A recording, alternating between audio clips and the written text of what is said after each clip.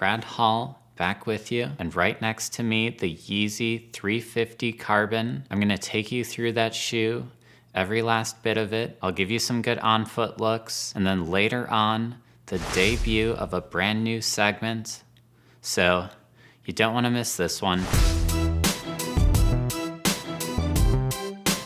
This carbon colorway is a very nice colorway. I wasn't even really that excited about it, but in person, you get to appreciate all those nice details, especially in that knit upper. From a distance, the upper, it looks mostly black. That is in large part to this solid black stripe running across, but there are so many more colors in here. You've got this light, kind of bluish purple color. It kind of reminds me of that original Ultra Boost 1.0 colorway. This one comes with that lace that you can't tie, that you can only pull tight, and I believe it does come with an extra set of laces, but let me just check really quickly.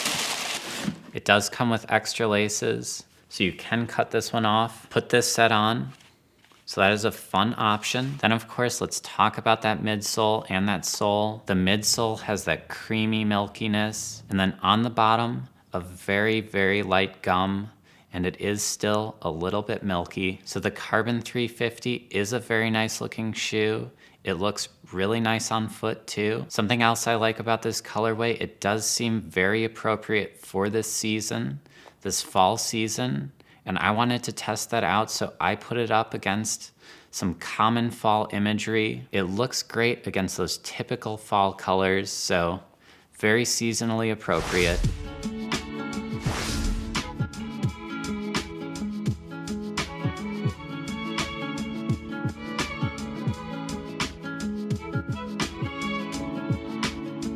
Now, people are always reaching out to me, asking me for sneaker advice. I love it when it happens, but I can't always respond to everyone, so this next segment, I hope to give you the sneaker advice you're looking for about this shoe.